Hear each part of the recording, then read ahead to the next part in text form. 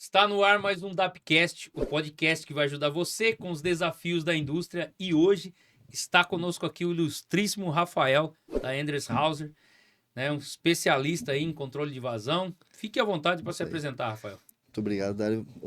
Bem, meu nome é Rafael Feliz Belli. Eu sou especialista de produto na Endres Hauser, né? Já trabalho já faz 4 anos na Endres, mas em instrumentação industrial eu já estou há quase 20 anos aí trabalhando nessa área de instrumentação, né? Show de bola. Tá? Então, a minha especialidade hoje é vazão, especificamente, mas a gente vai bater um papo bem interessante aqui sobre instrumentação no geral, sobre vazão, sobre tendências da indústria. Vamos dar um bom show para vocês aí, fiquem ligados. Bom, então a gente vai bater um papo legal aí sobre instrumentação, sobre controle de vazão aí. Eu sempre inicio aqui, porque a ideia do podcast, né? A gente sempre fala aqui pra galera aí, pessoal que está inscrito, e você que não está inscrito está vendo agora ou nos ouvindo, né?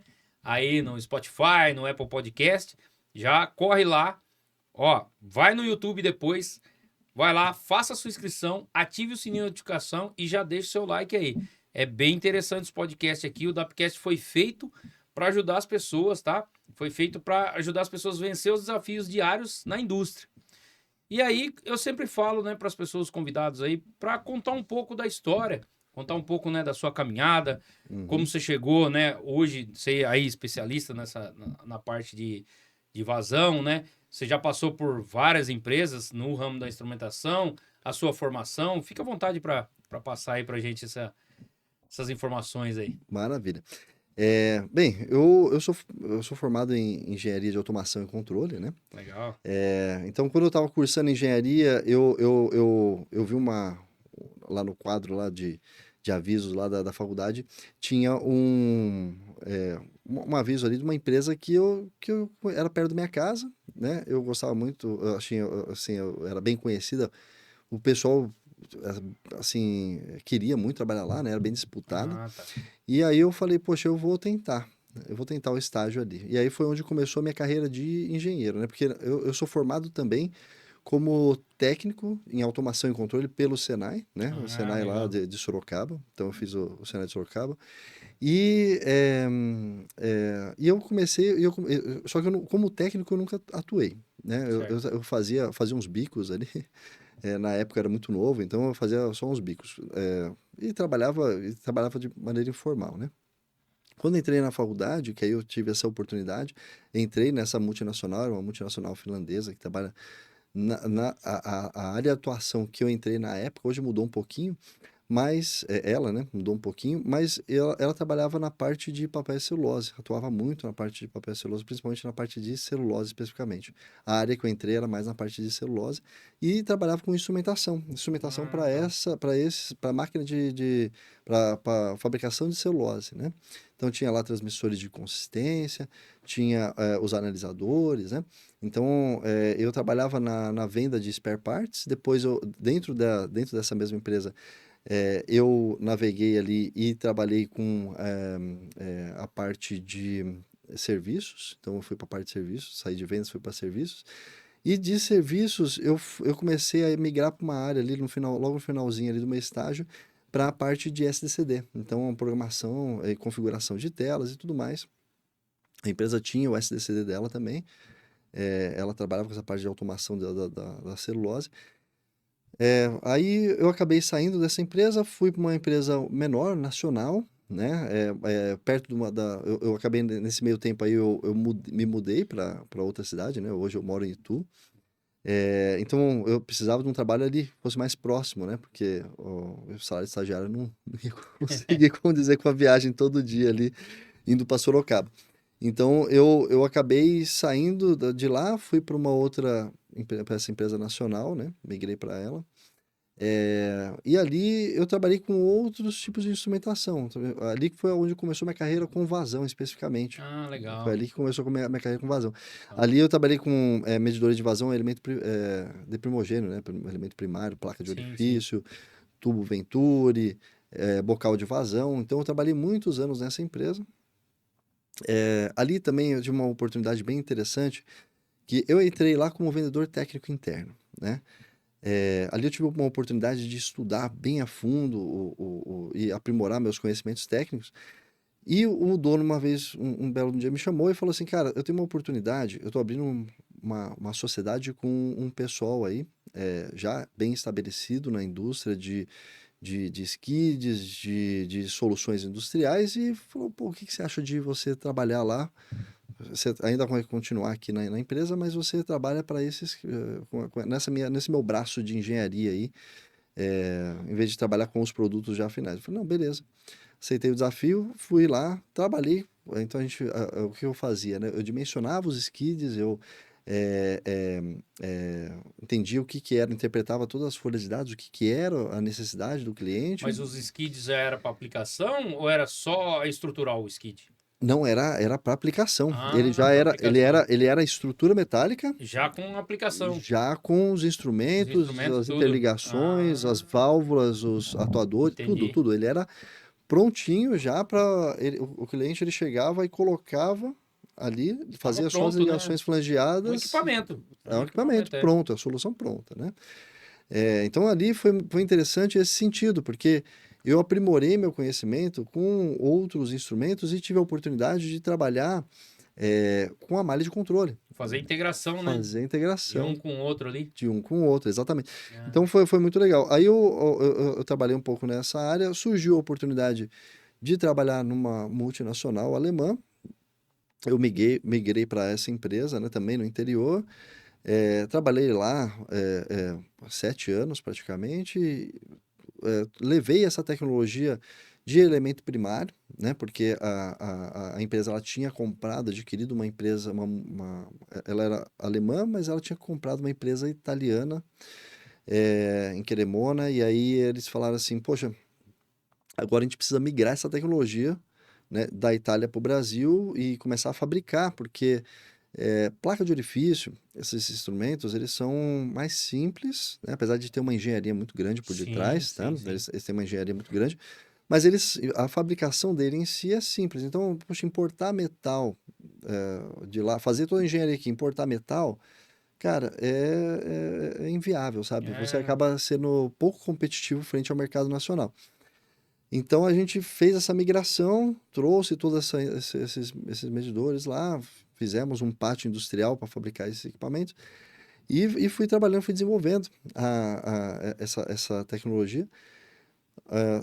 Foi o primeiro, foi interessante, essa parte da minha vida foi bem interessante porque eu tive a oportunidade de desenvolver, começar do zero ah, tá. uma linha de produto, porque não existia aquela Bem linha de legal, né? produto. Foi muito legal, muito interessante. Porque você não tinha, assim, você tem que analisar qual que vai ser o retorno do investimento. Que até então eu não tinha essa análise, né, dentro do meu, Trabalhar no How-Do, né? Como fazer. como fazer, É, os pô, processos e tudo mais. você vai lá, aí você entende umas coisas bem legais, ó, e fica uma dica bem pro pessoal que está também com esse impasse. Às vezes a gente chega assim e fala assim: Poxa, é só ir lá botar no torno. É, Só que não é só pegar a peça e botar no torno, você tem um monte de pegadinha.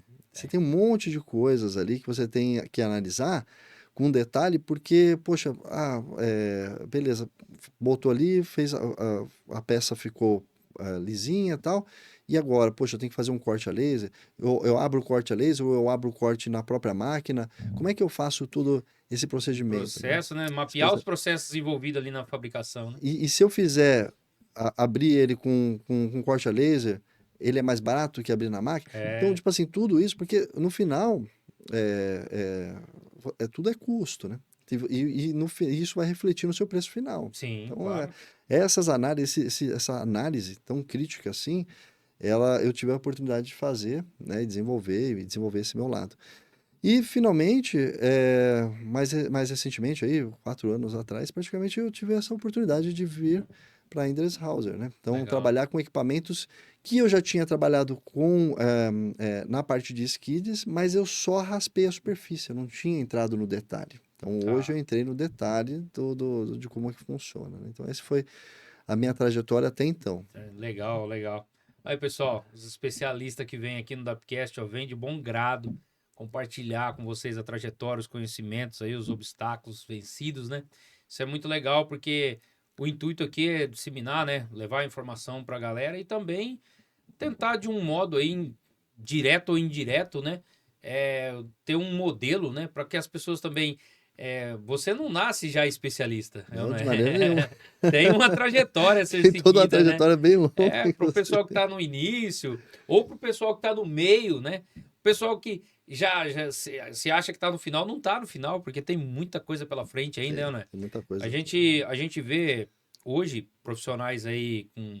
Cara, eu tava comentando com você da Iara, né? Tem profissionais aí com 30 anos já de Iara trabalhando e o cara, assim, ele não se vê parando, sabe? Não, Não se vê parando, porque assim, ele é tão apaixonado pela profissão e o cara, assim, gosta muito do que faz que ele fala assim, cara, se eu sair daqui, mesmo aposentado, sair daqui, que eu vou fazer para ocupar esse tempo? Sendo que não é um tempo que ele acha que é um trabalho, é aquela carga. Não. Para ele, não. ele tem satisfação nisso.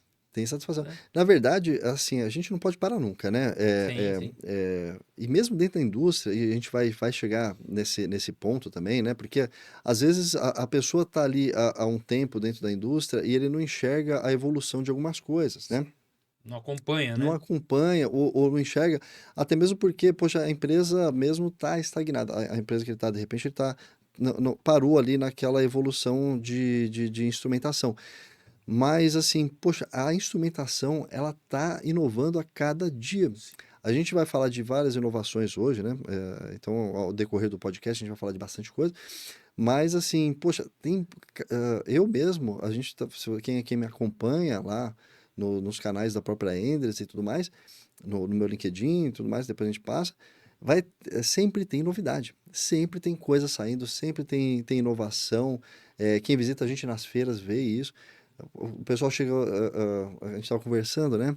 Sim. Recentemente a gente participou de uma feira lá e aí o pessoal veio e falou assim, poxa, o tema da feira é inovação. O que que vocês trouxeram de inovação? Eu falei, cara, tá aqui, ó, vem cá. Tem Vou te muita coisa mostrar, aqui tem para mostrar. tudo isso aqui que eu trouxe é É. inovação, não tinha. Ou é uma novidade que a Ender está trazendo especificamente dela, né, que ela desenvolveu para o mercado, ou é uma tendência global ali que a gente está trazendo uma digitalização que está em pauta, né, bastante em Sim, pauta. sim, sim. Então a gente tem muita coisa para mostrar e por isso que eu falo assim, não pode parar, Não não pode. pode parar, porque tem muita coisa acontecendo. Se o cara parou ali, ficou naquela, tô ainda no 4-20. É, cara, o 4-20 ainda é dominante, né? Como a gente Sim, vai sim, falar claro. também, Sim, o 4-20, o protocolo de comunicação ali, sim, ele é sim. dominante. Mas, cara, hoje a gente tem um universo de coisas, né? Então, assim, não pode parar, tem muita coisa para aprender. Exatamente. O que eu acho legal na instrumentação também é o acabamento de tudo, né, cara? Pra você ver, é uma ciência, assim, que é muito bem acabada, né? Hum, É uma ciência. Pessoal, a gente vai falar aqui ao longo do podcast, a gente vai falar da malha de controle, dos instrumentos, de rede industrial, mas, assim, em específico, tanto a mecânica quanto a eletroeletrônica da instrumentação, ela é bem acabada, né? Então, tem os projetos, a infra é bem feita, os instrumentos, cara, os instrumentos da Endress é muito bonito, né? Você vê sim, assim, ele tem um acabamento muito legal, né? sim, sim. Tem até uma curiosidade interessante, né? Eu trabalhava, como eu disse, né? Eu trabalhei em várias empresas de instrumentação e uma dessas empresas, né? A gente tinha um equipamento que era para grau alimentício, né? Então a Endress tem muito equipamento para grau alimentício, não só para esse segmento, mas para vários outros, mas a gente se orgulha de estar ali na crista da onda desse segmento, né? E aí o que acontece? O pessoal falou, pô, a gente também tem, vamos vender esse equipamento. Aí vendemos o equipamento lá. Aí eu lembro até hoje, o meu colega, assim, que era especialista desse produto especificamente, ele ficou decepcionado porque o cliente acabou devolvendo o produto e falou, cara, eu gostei, o produto é bom,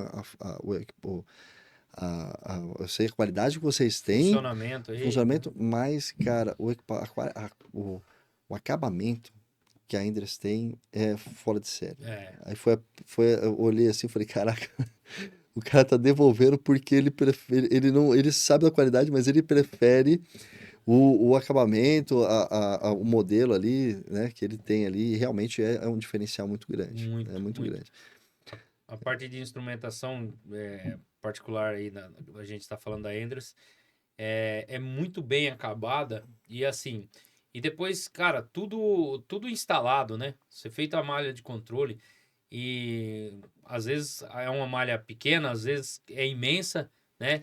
Aquilo tudo no supervisório. Você olha no supervisório o desenho ali, e quando você chega físico, cara, talvez seja mais bonito lá o físico do que no O que tal? supervisório, cara. É. É, e assim, é legal que tem uns clientes que eles pegam os equipamentos e eles falam, pô, equipamento bonito, cara.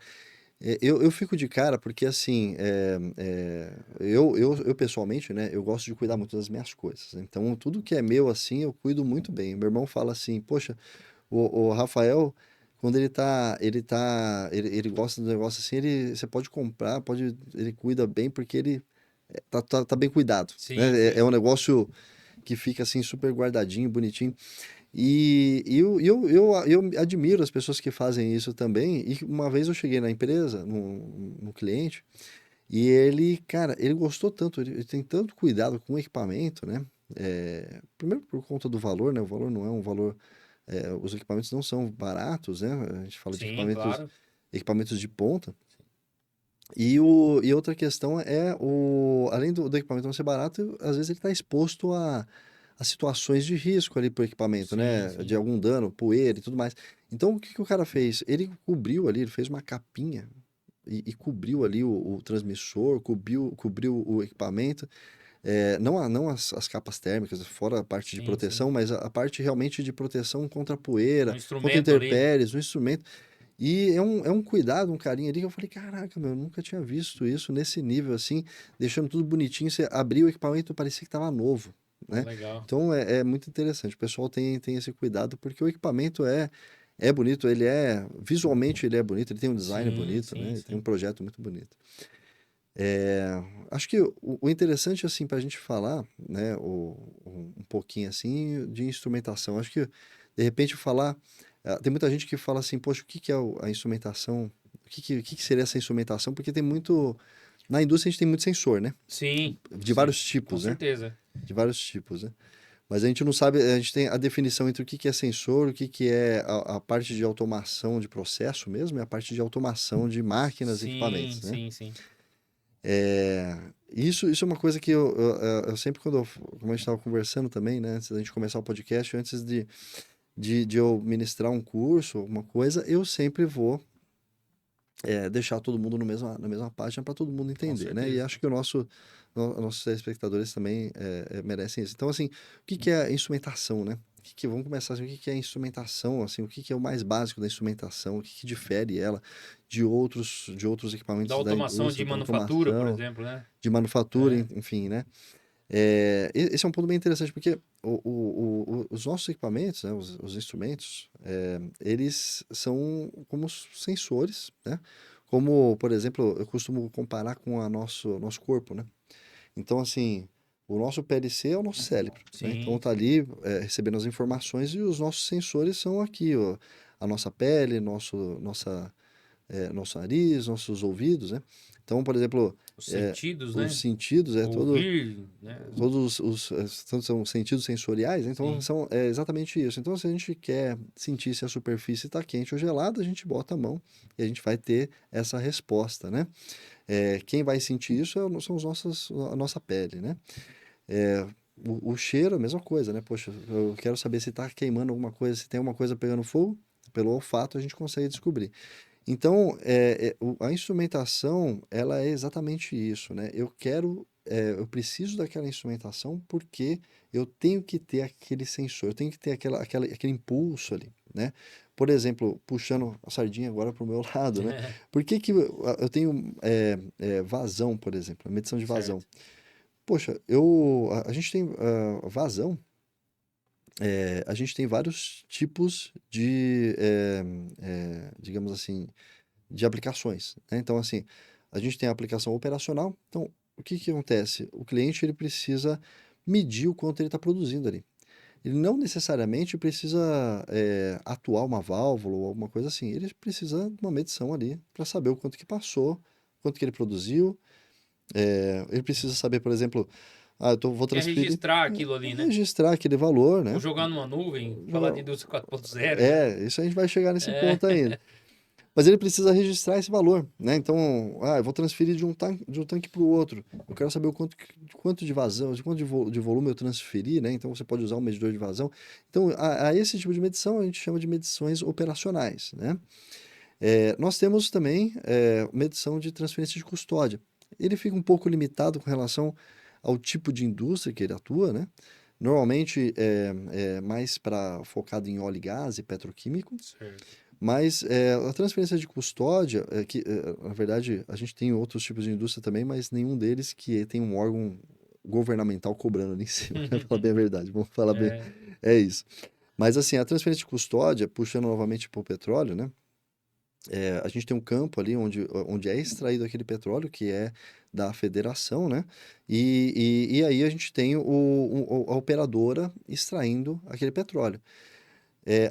Para regulamentar o quanto que você extraiu de petróleo, para que você saiba o que passou daquele poço que saiu, que era da federação, para aquela unidade de operação, a gente chama de transferência de custódia. Ele precisa saber, Tá. porque esse valor, dali precisa sair o que ele tirou e o valor dos impostos, né?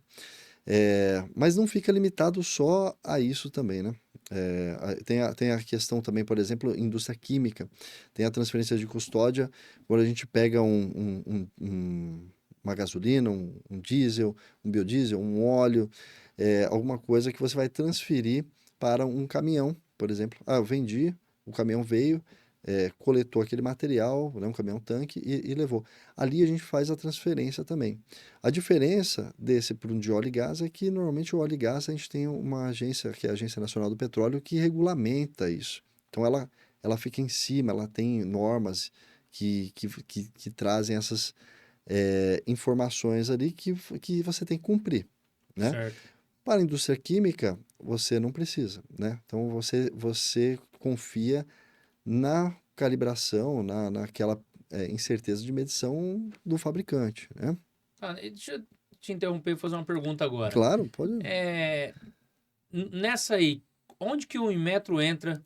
Por exemplo, a ANP, ela pede que seja regulamentada pelo Inmetro, os instrumentos que fazem essa transferência, aferidos, na verdade, pelo Inmetro, que faz essa transferência de custódia ou não? Sim, isso é interessante, porque, na verdade, existe ali, nesse bolo, né? Existe ali a ANP. A ANP é o órgão que cobra, tá? Certo. Então, ela que vai olhar se aquela medição está correta ou não, né? Se ele está conforme a norma, se o medidor foi lacrado, se tá dentro da calibração, do período de calibração. Então, é a ANP que faz tudo isso. O Inmetro, ele vai fazer a portaria. Então, ele que vai desenvolver a portaria, ele que vai fazer toda aquela análise metrológica para falar, olha, o equipamento, ele tem que ter X de incerteza, ele tem que ter tanto de perda de carga, ele que vai te dar toda a parte metrológica e vai desenvolver essa portaria, tá? Certo. Então, ele desenvolve nesse sentido. E o IPEM, ele é o órgão que vai fazer o seguinte, ele vai lá fazer a lacração, né, do equipamento, né, quando a gente fala de transferência de custódia. Então, o equipamento tem que ser lacrado, né, porque você não pode mais mexer no equipamento, não pode alterar as características desse instrumento. Então, ele vai lá, faz a lacração e acompanha a calibração para ver se está tudo certo, está dentro das faixas que estão estabelecidas conforme a portaria daquele instrumento, né?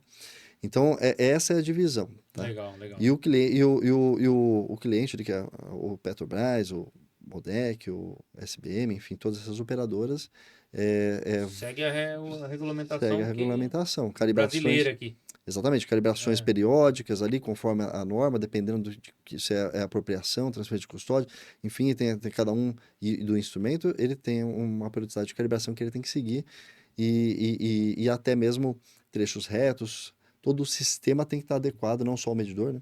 todo o sistema tem que estar adequado ali à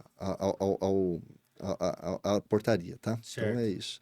Essa é a parte de transferência de custódia, que às vezes é um pouquinho mais complicado, né? Como a gente Sim, viu sim. ali, por Tem um conta de pouco mais de vários. burocracia aí. Quando a gente está falando do segmento de óleo e gás, mas quando a gente está falando de outros segmentos, não tem essa cobrança, não tem essas peculiaridades, é um pouquinho mais simples, apesar dos sistemas também serem parecidos. A ideia é, no final, você ter um instrumento e um sistema com uma incerteza baixa para que você possa fazer uma cobrança justa ali do que você vendeu, né?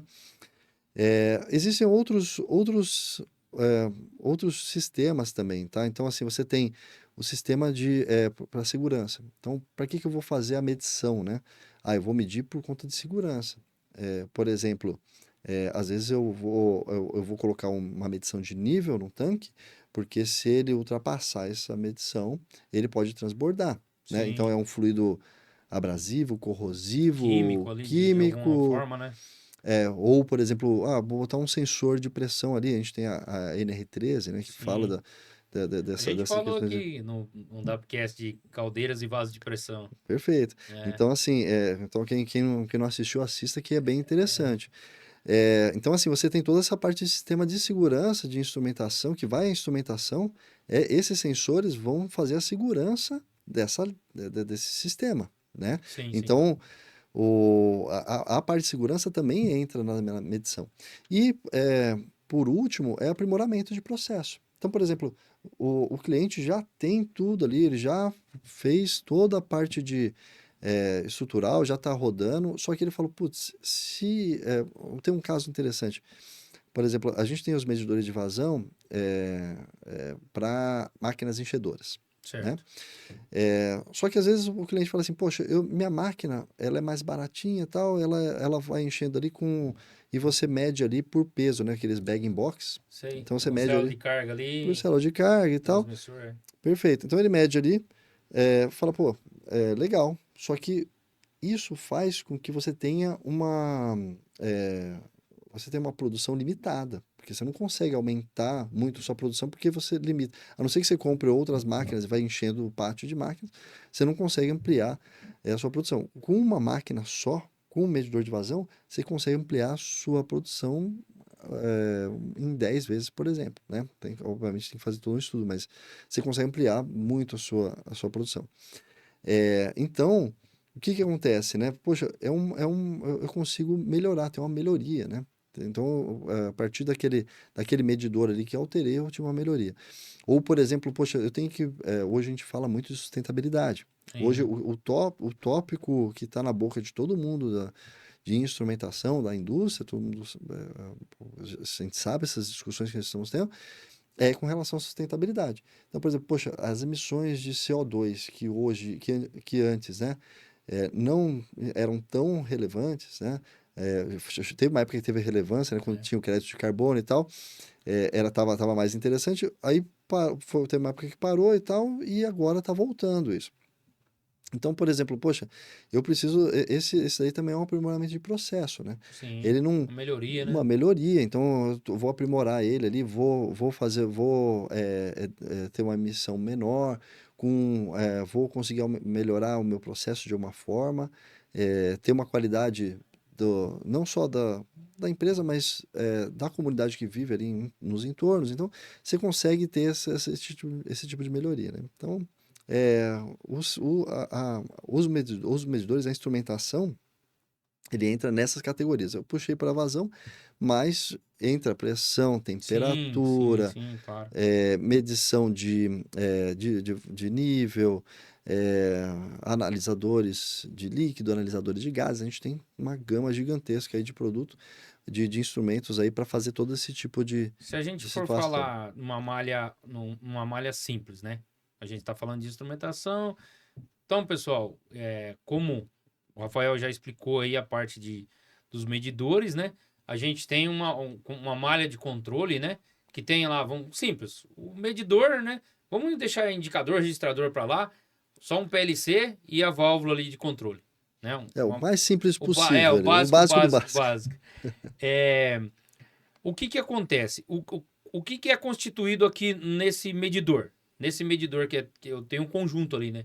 Transmissor, sensor ali. E aí, o que que tem no PLC? Você já falou que é igual ao É cérebro. o Tem cérebro ali, aqui, né? né, o que vai fazer toda a lógica. E esse aqui é o atuador. Explica pra gente aí, só para o Isso, pessoal ficar mais, né, familiarizado, vamos dizer assim. perfeito.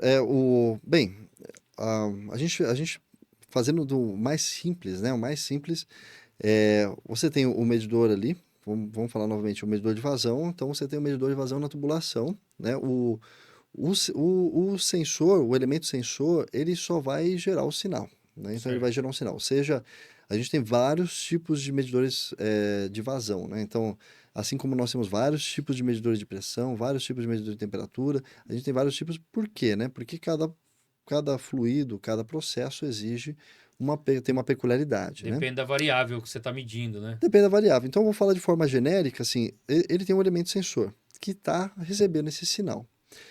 Esse sinal é um sinal bruto ali, normalmente um sinal analógico, né? É claro que a gente tem alguns que geram sinal digital também, mas a maioria é sinal analógico que ele está gerando. Ele precisa de algo para interpretar esse sinal, às vezes até calcular, fazer alguns cálculos, né? Por exemplo, só citando para todo mundo entender, poxa, como é que ele vai calcular isso? Por que ele tem que ter o tratamento de sinal, né? Imagina um medidor eletromagnético. Se um eletromagnético, ele vai gerar um campo eletromagnético, né? E os eletrodos nas laterais vão quando o fluido corta o campo eletromagnético, ele vai gerar uma tensão, um milivolt, tá? Uma tensão bem baixinha. Esses eletrodos, eles vão captar essa milivoltagem, né? Só que essa milivoltagem sozinha não tem nada. Ela é só um milivolt que a gente Sim, está sim. gerando ali. Ela precisa ser tratada. Ele precisa, para a gente saber qual vazão que está passando ali, ele precisa tratar desse sinal. Então, esse sinal, esse milivolt, ele é proporcional à velocidade, né? Então, ele é proporcional à velocidade. Então, primeira coisa, ele vai pegar esse sinal, vai mandar para o transmissor. Lá no transmissor, ele tem um circuito eletrônico, tá? Hoje em dia, quem é das antigas aí desmontou os equipamentos, eram equipamentos mais simples e tal, né? Eram só quase uma conversão de sinal e era muito lógica E ou ali para fazer os cálculos. Sim, Hoje não, hoje a gente tem processadores lá dentro, é quase que um computador ali, né? legal. Então, ele vai pegar esse sinal, ele vai receber esse sinal, vai fazer o primeiro tratamento ali, porque o sinal ele chega cru, né? Então ele faz o primeiro tratamento. Ele vai pegar, fazer esse cálculo, né, da velocidade, aí vai fazer o cálculo da vazão, que é um outro cálculo que é feito, e da vazão ele vai converter esses valores em um sinal digital, né? E aí do sinal digital, aí ele manda para o nosso PLC, Sim, sim. tá? Então aí ele vai mandar para o PLC. Então ali no PLC ele pode receber 420, ele pode receber um HART, ele pode receber Modbus, enfim, ele pode receber qualquer tipo de protocolo que você tenha disponível ali, Da malha, né? da malha dele. Então ele mandou essa informação para o PLC. No PLC, ali a gente vai ter um bloco, né? Um bloco lógico. Então ali naquele bloco a gente vai programar aquele bloco. Por quê? Porque o cérebro nosso, ele está recebendo a informação. Poxa, a mesa está gelada. Pô, beleza. Mas o que que eu faço com essa informação? Sim, sim. Né? Processar a informação Processar, para. eu vou manter, ele está gelado, eu vou manter minha mão ali ou eu vou tirar minha mão dali? Sim, Eu tenho que decidir isso, né? O cérebro vai decidir isso. A gente faz isso de forma automática, né? A nossa programação sim. já é pronta, né? Mas Um pouco avançada a programação, né? exatamente, o PLC não, a gente tem que programar ele, então a gente vai falar para ele, ó, quando ele estiver na determinada vazão, eu quero que aquela válvula ali, ela diminua aquele fluxo, porque eu não posso ter esse fluxo tão alto. Então, ela vai mandar um sinal. Muitas das vezes esse sinal é um sinal ou digital novamente, ou 420, Profibus, Modbus. Então ele vai mandar esse sinal para o atuador, né? Então o atuador ele vai receber ali aquele sinal e vai modular numa porcentagem X que você define para ele. Então aquela válvula vai modular ali, fechando, deixando aquela passagem só para aquela vazão que você precisa. E com isso, o medidor vai receber outra informação. Então, assim, quem vai no final, quem vai modular ali, né? Quem vai falar se aquela válvula tem que abrir ou fechar, é o medidor. Então o Sim. cérebro, ele só, novamente, fazendo a comparação com o nosso corpo, né? O sensor sente, o nosso cérebro recebe a informação, processa e fala, opa, tira a mão. Então, é mais ou menos isso que ele vai fazer. O medidor vai sentir, manda informação, aí o PLC fala, cara, abre ou fecha a válvula, modula ela ali, para que fique tudo certo, né? O processo corra tudo bem. Sim, sim, sim. É, a malha de controle que você explicou é simples, né, cara? Mas se você pensar assim, quanto mais você vai colocando no seu projeto, vamos dizer, né? Quanto mais você vai, por exemplo, eu quero controlar em um ambiente várias variáveis, né? Pressão, nível, vazão, né? Temperatura, Temperatura. E aí, se você não entender esse micro, né? Essa pequena malha, fica muito difícil quando você pega um diagrama aí, Pipe Instrumentation, né? PID, para a pessoa, se você abrir na frente da pessoa assim, ele fala, nossa, não, o que que é é esse isso? monstro aqui, né? Que é esse É, monstro? que é esse monstro? Uma malha interessante, né? É o do próprio caldeira, né? Porque Ah, da sim, caldeira sim. você Né? tem controle de nível, você tem o controle de vazão, Sim, porque você controla a vazão do gás que entra para queimar, sim. você controla a vazão da água da caldeira que entra ali, né? Que A água entra, desmi, você controla o vapor que o sai. vapor que sai. E você controla a temperatura, né? Então e a pressão. Então você controla. Cara, ali você tem um micro-universo ali naquela caldeira ali, é, Cara, fazendo todos esses controles, você né? falou de caldeira e o pessoal, eu acho que nem saiu ainda esse Dapcast, vai sair da Ecovapor. Ele falou para controlar, deixa eu me lembrar aqui, o arraste de água pelo vapor. Eles estão colocando um medidor de vazão, um medidor de vazão na saída do vapor para controlar isso. Que é o modo mais eficiente para controlar o arraste de água no vapor, é essa forma aí. Excelente. Inclusive, foi até bom você falar isso, porque hoje, por exemplo, né? O que que a gente tem de melhor para medir o vapor, né? Hoje, para medir a vazão do vapor, a gente usa Vortex, né? Vortex. É um medidor, normalmente é o medidor Vortex. É, então, assim, qual que é a vantagem do Vortex? Ele aguenta pressão alta, ele aguenta vazões elevadas, ele suporta alta temperatura.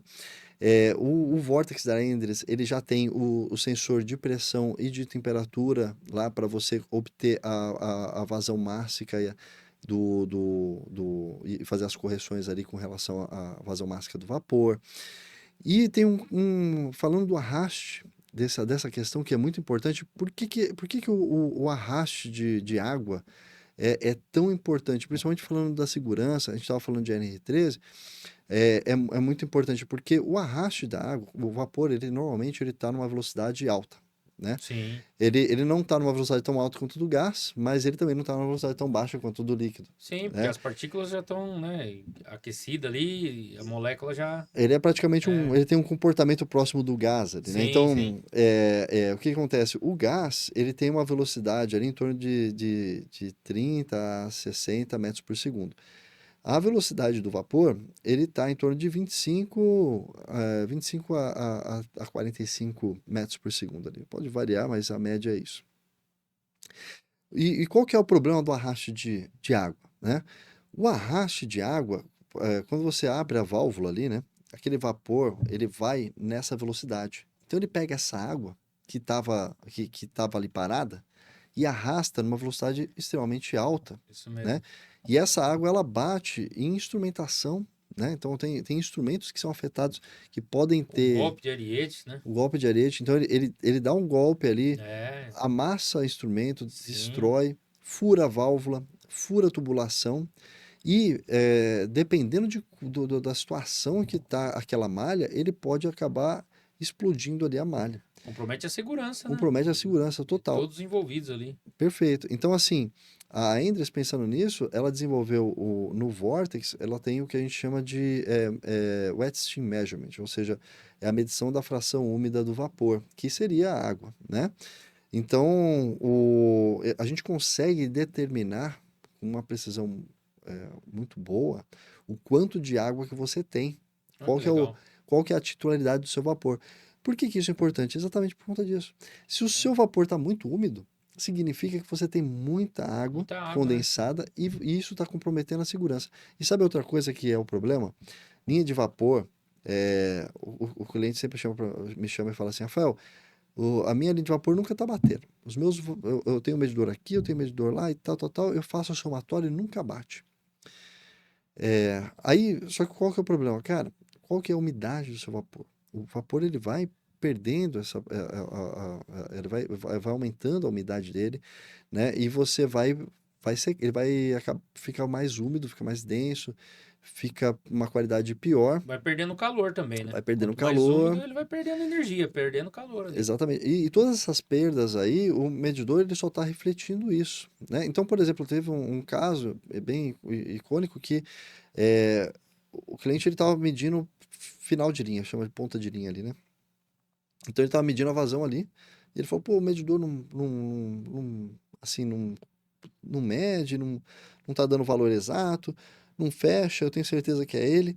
Só que quando a gente foi verificar, cara, era só água, não tinha Não vapor tinha mais mais. vapor. É. Então, assim, esse é o ponto, né? Com esse recurso que a Indes desenvolveu, você consegue saber e tomar uma ação com relação a isso. Por Sim. exemplo, poxa, será que eu não preciso de mais uma caldeira? Será que os meus purgadores estão funcionando? Então, o pessoal da Ecovapor falou justamente do purgador. Porque será que eu não tenho que ter mais um purgador em cada dispositivo que eu estou convertendo a energia do vapor? E um Exato, vapor, o purgador vai mandar como condensado e não vai arrastar água. exato. Então, Esse caso foi icônico porque ele tinha bastante purgador. Olha só que interessante. Ele tinha muito purgador na linha. A linha era muito extensa. Era o final da linha da fábrica dele lá. A fábrica tinha alguns quilômetros de extensão. E ele tinha muitos purgadores. Aí ele foi falando para mim, não, Rafael, olha lá, tem ali purgador, porque a primeira coisa que eu perguntei foi isso. sim, claro. Aí ele falou, Rafael, tem purgador ali, tem purgador aqui e tal, e foi me apontando os purgadores. Eu falei, não, beleza, tem mesmo, bastante. Agora, será que ele está eficiente? Será que ele está funcionando? É outro Porque ponto, né? é um outro ponto, porque o que aconteceu? Olha só que interessante, tinha tanta água na linha que alguém foi lá e fechou os purgadores. Então, o purgador tinha, Só que mas eu tava eles mandando mais condensado do que. Mas eles fecharam os purgadores É, porque o purgador ficava o tempo todo ligado ali. Então, quer dizer, ele já tinha esse problema aí, ele só não conseguiu ver. E isso é importante porque, cara, nesse caso não deu nenhum problema. Foi um problema de medição, tal, que não estava batendo. E beleza, a gente sim. conseguiu dar um jeito e resolver. Mas no caso ali, tem casos extremos que você pode levar a comprometer a segurança dos operadores ali, né? Sim, Então claro. é muito complexo. Essa parte de vapor é perigoso, por isso que a gente ainda correu para desenvolver essa tecnologia que é hoje única no mercado. Então, Mas, cara, vamos falar assim: toda instrumentação ela é feita para controle de processo, certo? Então, meu pai trabalhava na Unilever aqui em Valinhos. olha que legal. E ele é do tempo ainda que abria a válvula, fechava a válvula, né? Na mão, Fazia parte de controle de processo para fabricação de sabão, sabonete, todas essas coisas aí. Processo químico, né? sim, que é bem agressivo, É, inclusive, agressivo, né? então. É Bem, isso que eu ia falar. Qual fluido, né? Ou qual variável ali não é? Só água, acho que. Porque do resto que trabalha com instrumentação, ela já é para prevenir acidente, né? sim, E hoje, com protocolo de rede, você falou de Hart, né? Tem de 4 a 20 miliamperes. Hoje o cara fica na sala de controle, então muito melhor, né, do que antes. Que ele nossa não senhora. manobra a válvula lá em Na cara campo. do negócio, né? Então, pronto ali para aquecido, né, com química dentro da tubulação, um monte de coisa, um monte de intempérie, né? Mas assim, a instrumentação, cara, ela, se fosse analisar por nível de segurança, ela eleva a segurança muito, cara, muito. Muito. Porque o cara, hoje em dia, ele não. Intervenção em campo é só de manutenção. É ou Só. não é? Não E tem eu te mais falo, manobra. não, e eu te falo uma coisa, é bem importante, porque assim, é, aí que tá ligado às inovações que tá acontecendo na indústria, né? E por que a gente fala bastante de digitalização e tudo mais? É, esse é um dos pontos, a segurança, né? E os instrumentos, né? Os instrumentos da Endress, eles têm ali o que a gente chama de heartbeat, são os diagnósticos avançados. Tá. Antes, a gente não tinha diagnóstico, né? Há um tempo atrás, você não tinha, ou tinha muito limitado, você sabia uma coisa ou outra que estava acontecendo, né? Hoje não, cara. Hoje ele fala tudo para você. Então ele tem uma série de informações que ele gera, não só do instrumento, fala assim, ó, o Tá. meu instrumento está funcionando bem ou não está, mas do próprio processo, que a gente não tem noção do que está acontecendo. Quer um exemplo? Os medidores Coriolis, eles conseguem detectar se tem um fluido não homogêneo, se tem bolha na tubulação, porque Hum, isso é importante para o funcionamento dele. sim. Se você tiver bolha, os Coriolis, eles acabam aumentando a incerteza. Qualquer um, tá? Qualquer fabricante. Tem fabricante que fala que não aumenta, mas aumenta. Todos eles aumentam. Tem correções via software, que é feito, já implementado por todos os fabricantes, mas ele aumenta e dependendo da quantidade, do tamanho, né, dessas bolhas, ele aumenta significativamente, né? Só que assim, para o cliente, isso às vezes não é importante, não é relevante, né? Para o processo dele ali de produção, isso é comum, né? Você tem uma espuma, tem uma coisa. Mas para o processo de medição, não. Para o processo de medição, isso é importante. E o medidor tem que apontar isso. Então ele gera esse diagnóstico, ele fala, cara, eu tá passando bolha em mim aqui. Porque se aumenta a incerteza da medição a um ponto em que não está mais confiável, você precisa saber disso. E precisa Sim. tomar uma ação com relação a isso, né? E tudo isso, outro fator que você falou também bem interessante, poxa, o cara fica lá na cara do medidor e hoje não precisa mais. Sim. Esses diagnósticos, ele não gera na cara, ele gera na cara do medidor, mas ele pode mandar para um PLC, ele pode mandar para uma estação de trabalho e você saber disso e conseguir estudar para atuar antes de você chegar lá no instrumento, tá? Isso que é importante, porque tudo isso, o que você falou, envolve segurança. Sim, com Segurança. certeza. Você imagina, uma vez eu estava numa plataforma de petróleo, eu fiz um embarque e aí eu estava conversando com o cliente falei, pô, né, eu tenho um pouco de medo de altura, né? Dependendo da altura eu Uhum. vou, mas eu fico um pouco receoso. Porque não tem guarda-corpo, né? A gente estava falando do Sim. NR12, né? Então, assim, todas essas coisas aí me deixam mais seguro. Mas quando é um negócio meio assim, e a primeira impressão também, eu fico. E eu estava conversando isso com o cliente, né? Lá de embarcar na plataforma, e ele falou, cara, aqui você está num negócio que tem, assim, tem petróleo, tem gás, tem tudo para dar ruim. Você entendeu? É um conjunto, não é só É um risco, tudo é pra dar um ruim. conjunto. Ele falou tudo pra dar ruim. Ele falou, cara, o que você menos tem que ter medo aqui é a altura. Eu dei risada e levei isso comigo porque, cara, é isso. A gente, imagina numa plataforma de petróleo, você tem que ter uma segurança altíssima. Porque qualquer coisa que tá ali, cara, você não consegue sair dali. Sim, Você não consegue sair sim. daquele lugar. Tá Você, sitiado ali. você tá sitiado, você vai pular para onde? Para o mar, uns 15 metros de altura. Rapaz, você É, se quebra antes de cair no chão. Então, assim, tudo isso, o instrumento tem que ser confiável, tem que ter confiabilidade, tem que gerar esses relatórios para que a pessoa consiga entender tudo o que está acontecendo e atuar de forma inteligente. Tá? Esse é o ponto. Por isso que a gente está falando cada vez mais e mais de digitalização, ah, sim.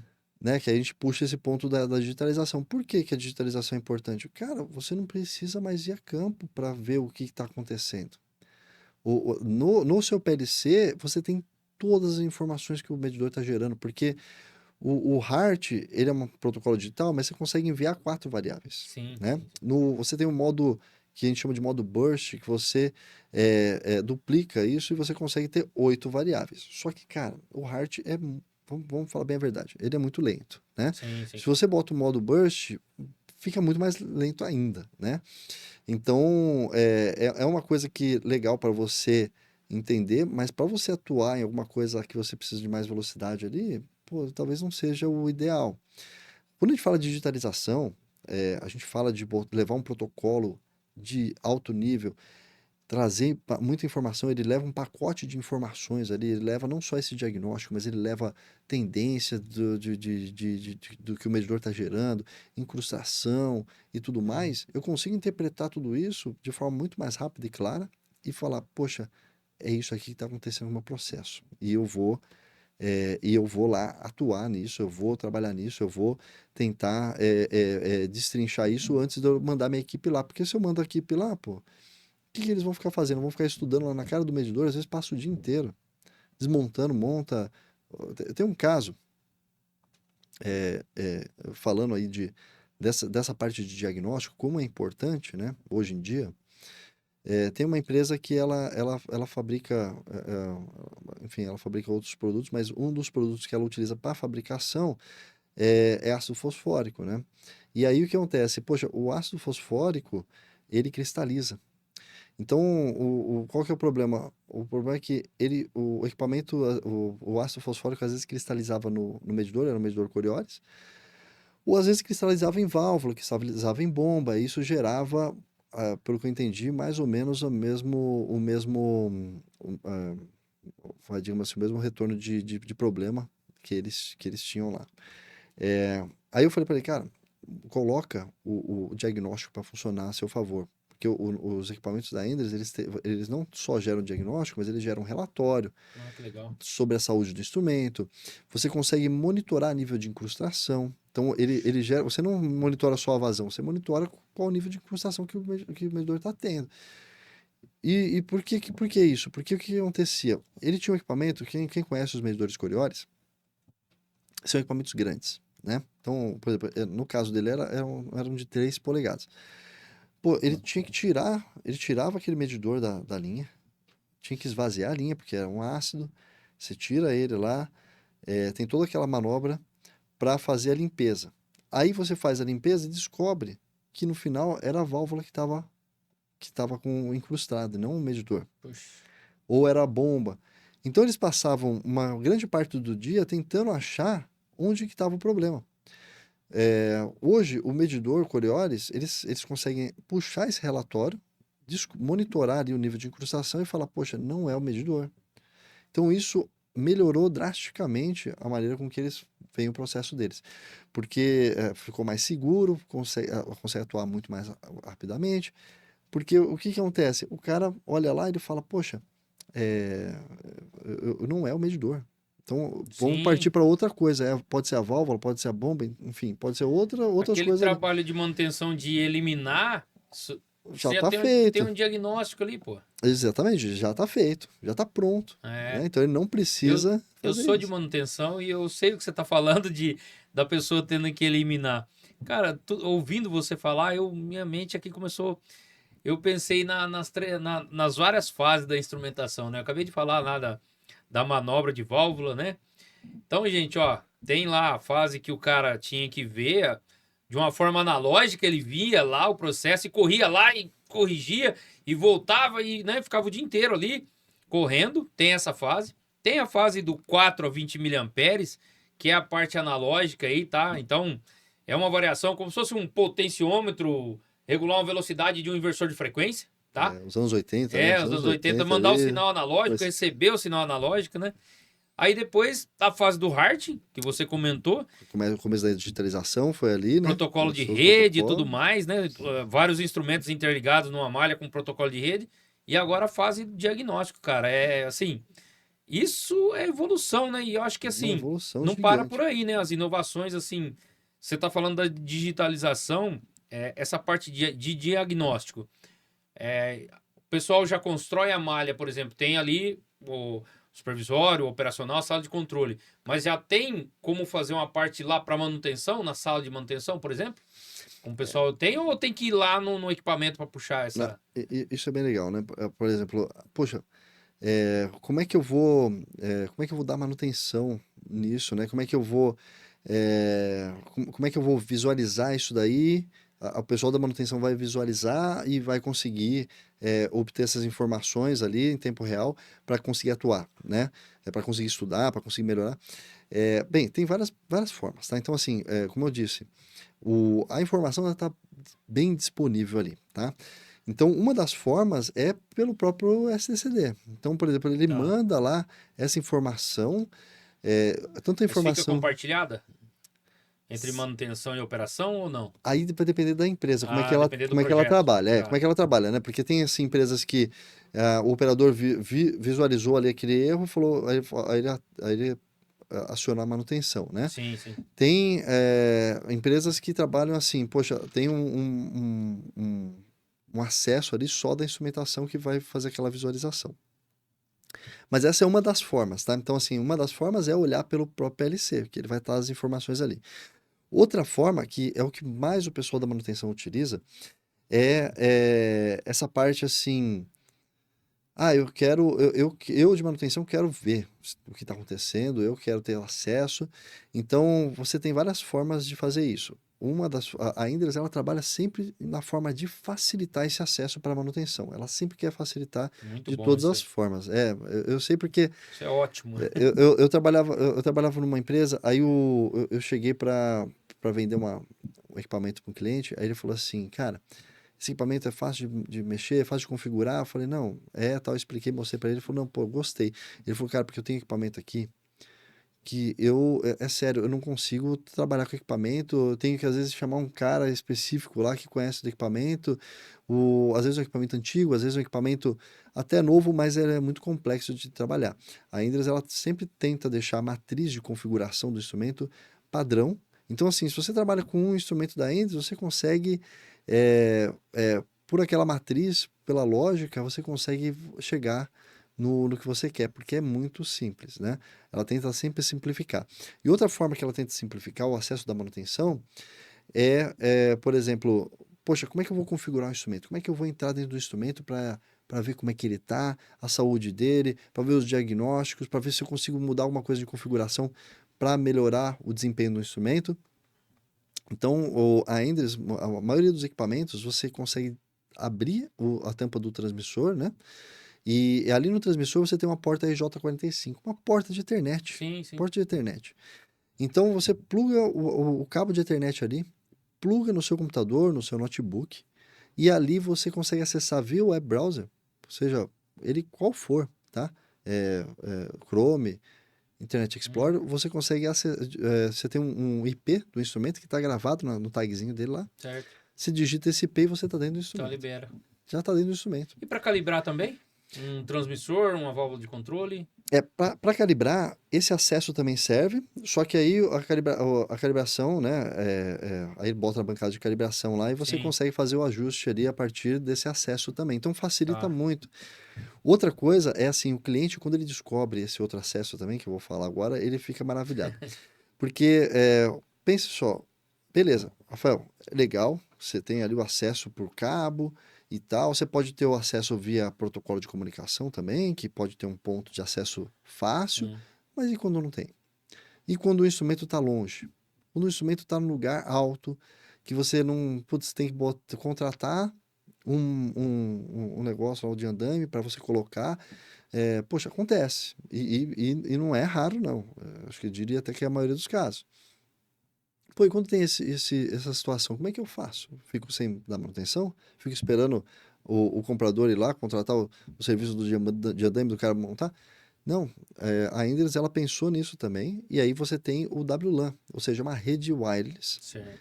que você pode conectar com o seu celular, com o notebook, com um tablet. Hoje tem muito tablet industrial, celular industrial, né? Para área classificada, enfim. E você não precisa abrir nada. Então, assim, qual que é a vantagem disso? Você não abre o instrumento, você não chega perto do instrumento. Então, o instrumento tá lá. Teve um cliente que ele falou assim, uma cervejaria, ele falou, cara, isso aí salvou, é um instrumento de nível. Ele falou, isso aí salvou a minha manutenção, porque minha equipe de manutenção dava problema, eu tinha que mandar ele subir a torre, cara. Aí, pô, perde um tempão para ir lá ver, para puxar diagnóstico, para você descer da torre, para ir lá consultar manual, para aí você começar a tentar entender o que estava acontecendo para você atuar no problema e voltar lá de novo, né?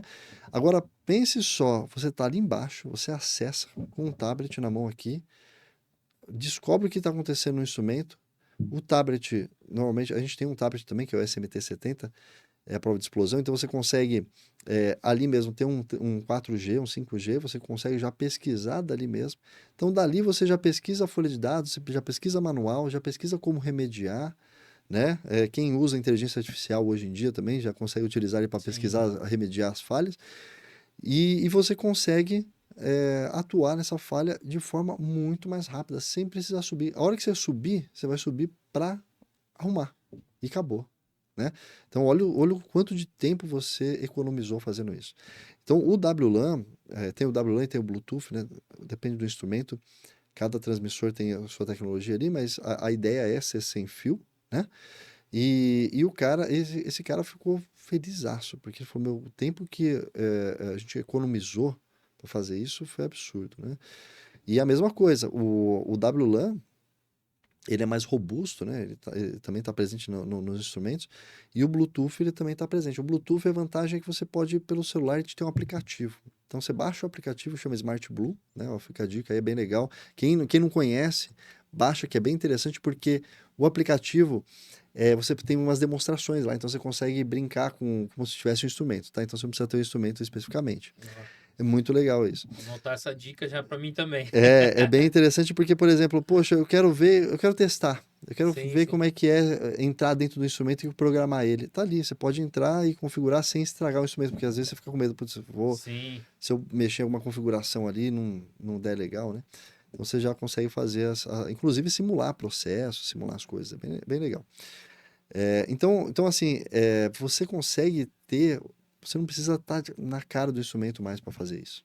Você pode estar longe. Muito bom isso, cara. E sabe qual é a outra vantagem? Que é sensacional.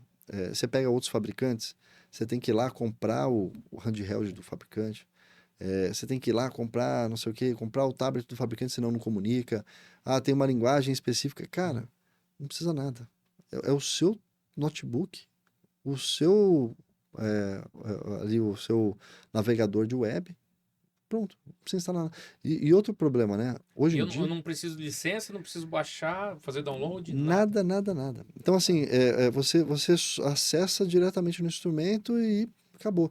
E é extremamente seguro, porque ele é ponto a ponto. Então, Ótimo. ele não é aberto, por exemplo, alguém fala assim, poxa, mas é um Wi-Fi que o meu instrumento está gerando. Cara, ele é ponto a ponto. O cara que quer fazer maldade, eu sempre falo isso, o cara fala assim, pô, mas se o cara for lá e acessar, eu consigo mudar a senha. Eu falei, não, você consegue mudar a senha, tudo, você consegue fazer tudo que você quiser, tá? Com o instrumento. Só que assim, o cara que quer fazer maldade com o instrumento, ele vai no instrumento e altera ali. É a mesma coisa, né? Sim. A mesma É. lógica, né? Eu quero sabotar aqui. Ele vai lá e sabota digitando ali.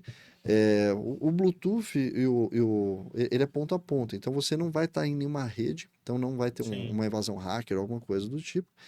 E o cara que quer fazer maldade, cara, esse não tem jeito. Esse vai fazer de qualquer forma, né? Esse não tem como, É. né? Combater, né? A gente É trabalha difícil. aqui, a gente trabalha com NR12 aqui, a gente sabe disso. Você vai fazer NR12 para alguns clientes, ele fala, ah, mas e se fizer isso? E se fizer isso? Aí eu falo pro cara assim, ó, eu falo, ó, vou te citar um exemplo. Se eu pegar sua máquina aqui, eu enclausurar ela inteira, tá?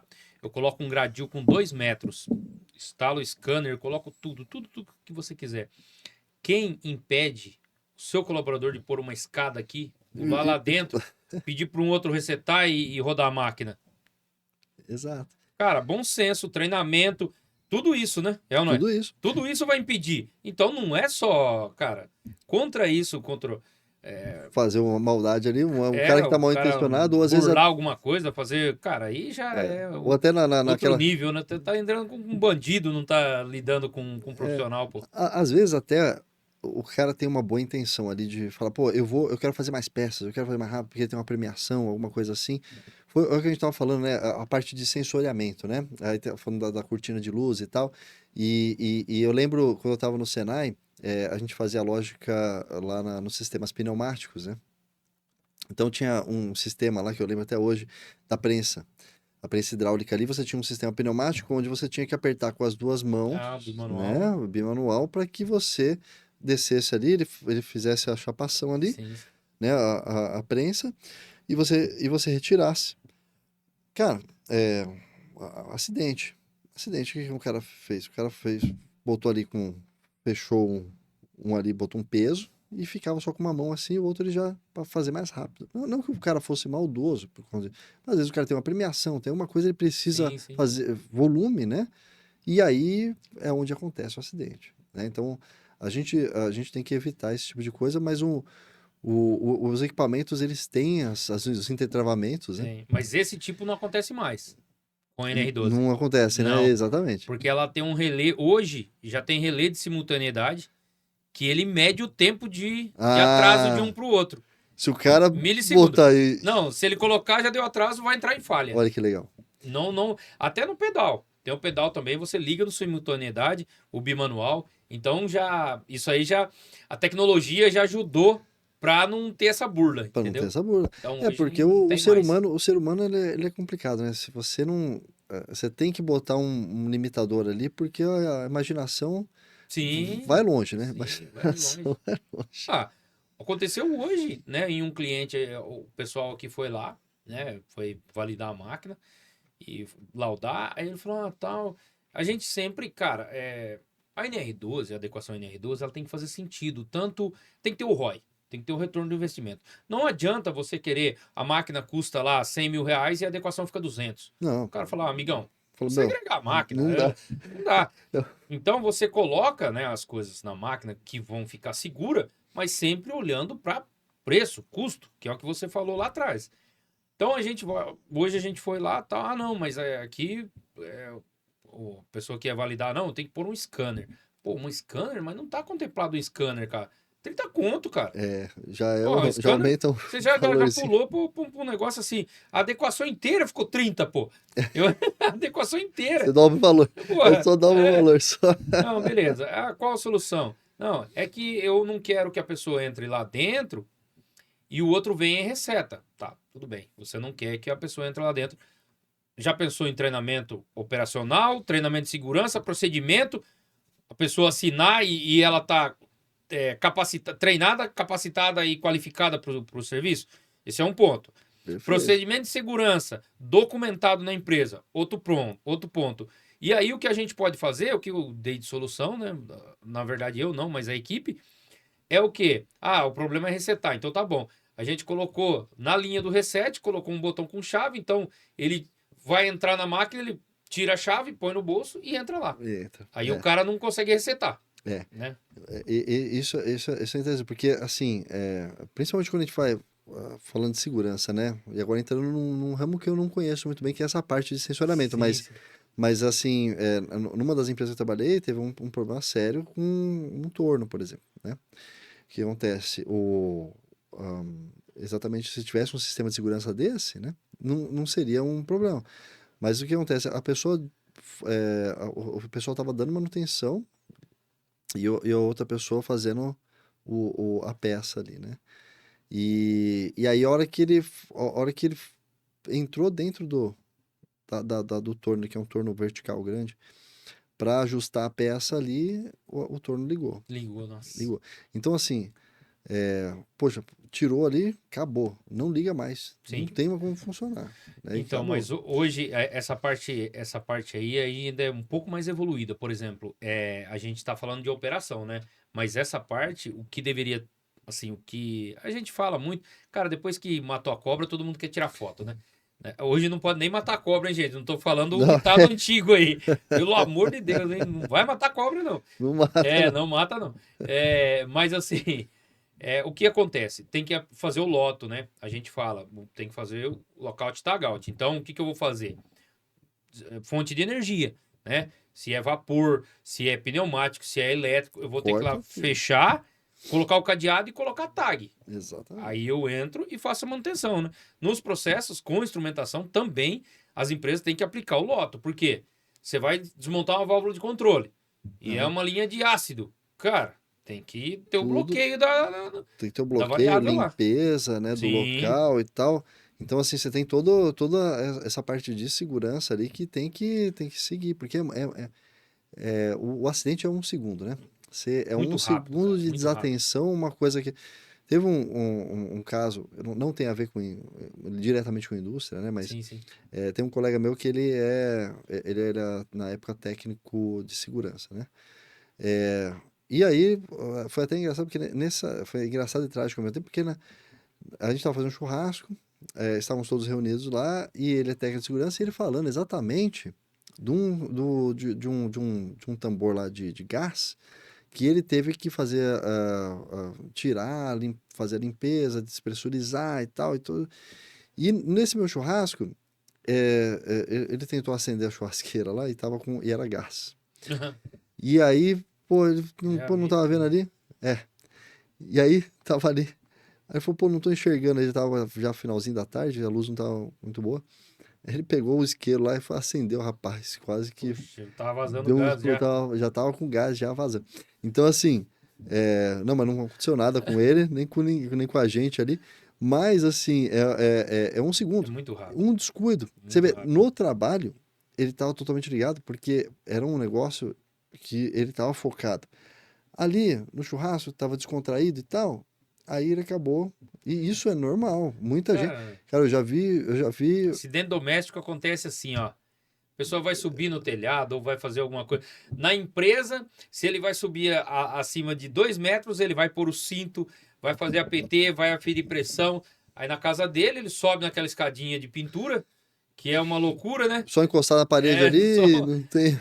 ninguém ajudando, não, ele vai sozinho. Vai Cara, tem muito sozinho. assim, viu? Por isso É, que acontece tanto por isso, acidente doméstico por aí. isso que acontece. Então tem que tomar cuidado. E na indústria não deixa de ser uma parte do nosso.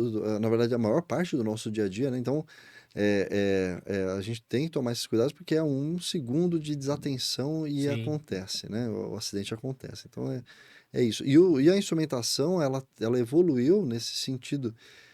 Tanto de. A gente. É que é muito de época, né? sim. Então, assim, a primeira coisa que a gente que a instrumentação foi desenvolver, foi evoluindo. Segurança. Quem vai se lembrar aí dos filmes do Charles Chaplin, né? Tem um filme lá bem icônico que ele mostra a indústria na época, né? Nos anos 40, 50. E aí você via que ele, tipo assim, não tinha segurança Tinha nenhuma, né? nenhuma, Era né? simplesmente o cara tava à Um mercê martelando o outro ali. e acabou. Então a indústria evoluiu ali principalmente para segurança, né? Então, Sim. naquela época, né? Você tinha mulheres trabalhando que acabavam perdendo a mão, amputando e tudo mais, por conta de que não era seguro. Aí veio a parte de elétrica, né? Essa parte de instrumentação pneumática inicialmente, depois elétrica, para melhorar essa questão de segurança. E também, ao mesmo tempo, puxando a questão de aprimoramento de processo, né? Então, as duas coisas andaram meio que de mão dada ali.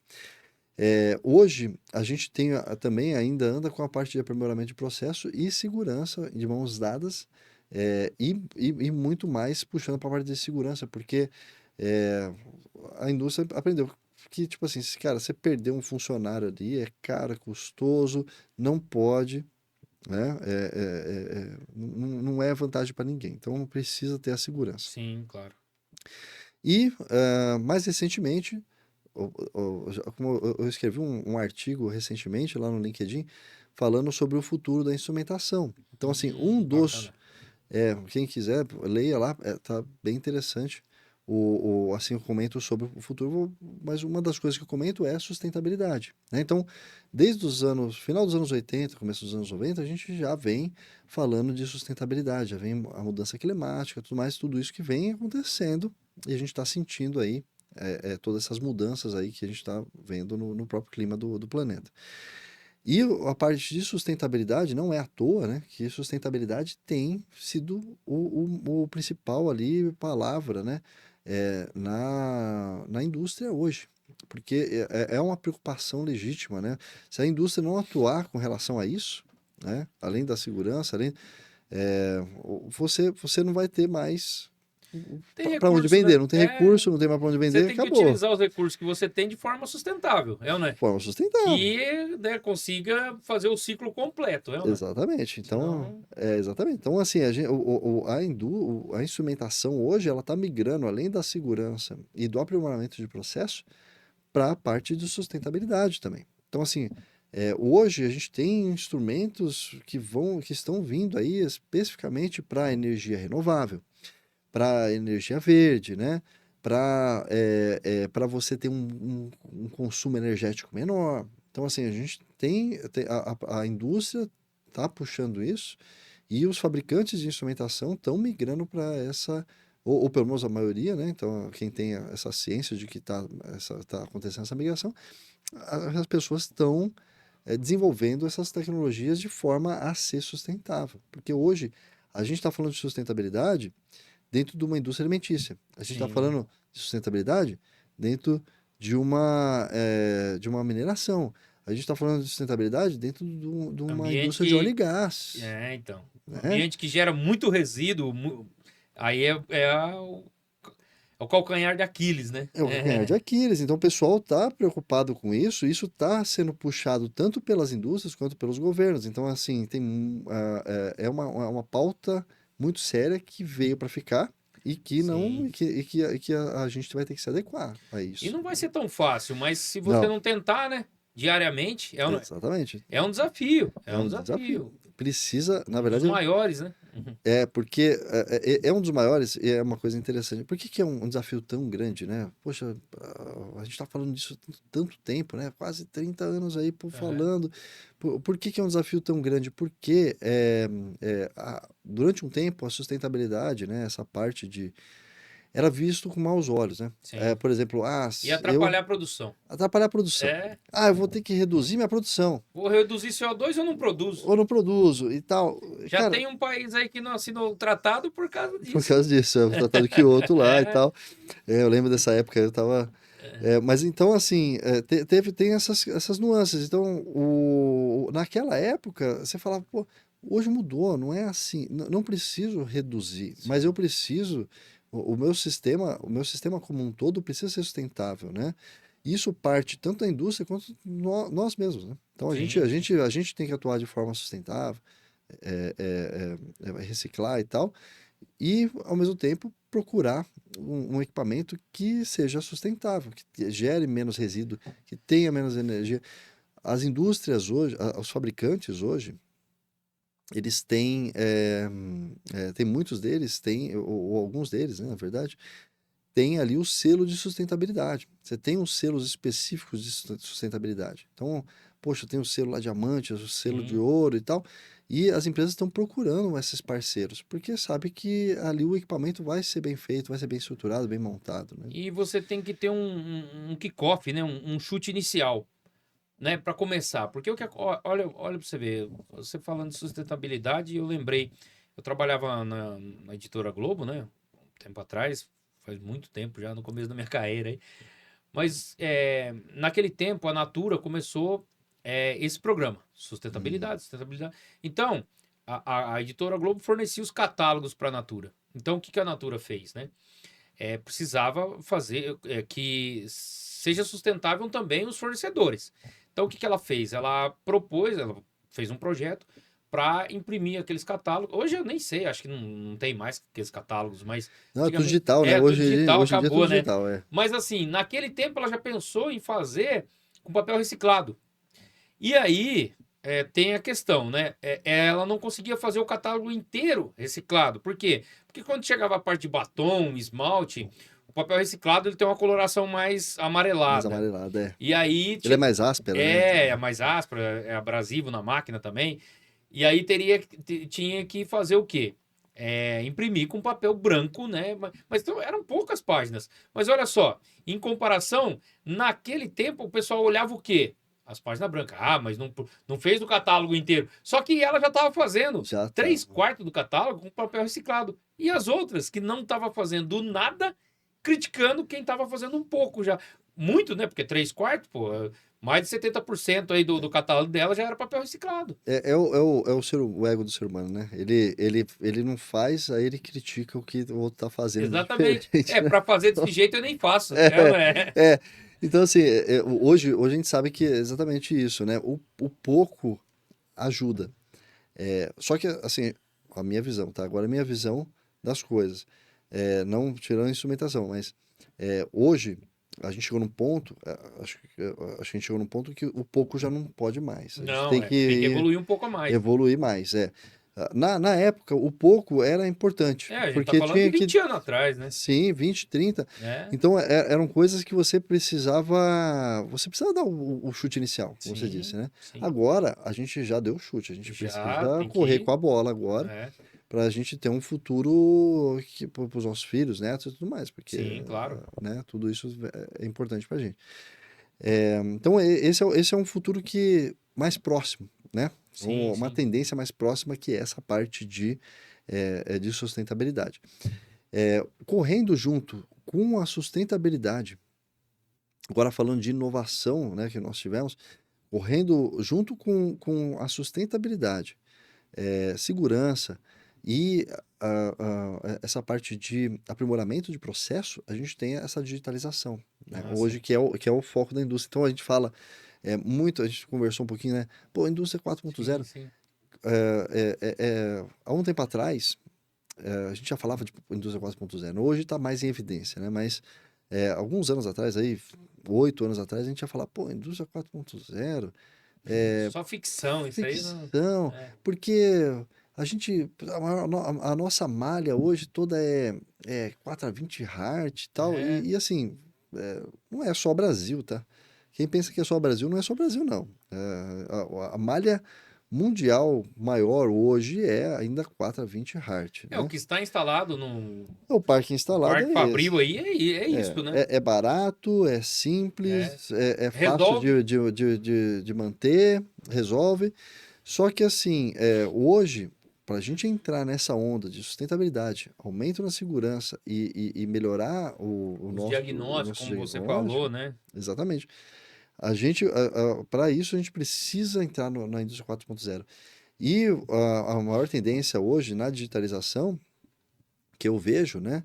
A gente teve aí o protocolo Ethernet e Profinet, que era muito utilizado em indústria alimentícia, porque eram protocolos que a gente não conseguia atuar em áreas classificadas, as distâncias também eram um pouco. Ambiente agressivo. O ambiente não era tão agressivo, Ah, as distâncias não eram tão longas, então a gente conseguia trabalhar com esses protocolos que são protocolos extremamente avançados. Só que sim. aí a indústria química, a indústria petroquímica, a indústria de mineração, ela carecia desse tipo de solução. Hoje, a gente tem um meio físico, né, um cabo especificamente, que é o APL. Então, o APL ele não é um protocolo, né? Tá. O protocolo ainda continua sendo o Ethernet e o Profinet. Porém, o cabo, esse cabo especificamente, ele trouxe a possibilidade da gente levar todos esses diagnósticos com esse protocolo, né? Todo esse protocolo é extremamente avançado e rápido. Ele trouxe essa possibilidade de levarmos para uma área classificada, Olha que legal. com uma distância um pouco maior, né? Com uma E a, velocidade muito mais. a infraestrutura para receber esse cabo? A área classificada é para área classificada. Tem que estar, né, no ambiente X lá. Mas Sim. em um ambiente que não seja classificado, é uma infraestrutura com um eletroduto, eletrocalha normal ou eu tenho especificamente Não, tranquilo, é uma normal, não precisa normal? de, não precisa. Ele é um cabo shieldado, Ah, deixa eu dar, ele tá. é, ele é, ele é, ele é bem, bem robusto. E o que que é legal disso tudo? Por exemplo, Rafael, mas a minha indústria é 4x20, Hart e tal. Mas você consegue botar dispositivos intermediários para Conversão? de conversão para. Ele não é nem uma conversão, você coloca e liga direto no PLC. Tá. Então ele conversa direto. Você não Ele é como um precisa. final de controle e ali no início ali. Isso, Porque entendeu? no PLC já ele vai direto. Exato. Você tem os moldenzinhos APL ali que ele recebe essa informação e já joga via Ethernet para o PLC. Então ele já comunica de alto nível. E aí você não precisa. Você pode pegar uma planta mais madura e converter ela aos poucos. Então a ideia, essa concepção assim, poxa, qual que era o problema do Profibus, né? Ou você converte, ou você vai ficar tudo meio convertendo ali. Ou você converte a planta inteira, né? Ou você É. fica vários conversores ali no meio, né? E aí vira aquela bagunça, né? Ali não, ali Passivo de você. falha quando você aumenta também um Passiva de pouco, falha totalmente. né? Modbus é a mesma coisa. Agora, poxa, ali não, eu consigo converter uma parte dela que está ali conversando direto com o meu PLC Tá. e a outra eu consigo ir convertendo depois, né? Então, você consegue ter esse Por trabalho etapas, por né? etapas e tal. Então, isso facilita bastante Mas o essa... converter, eu já tenho que converter também um instrumento, certo?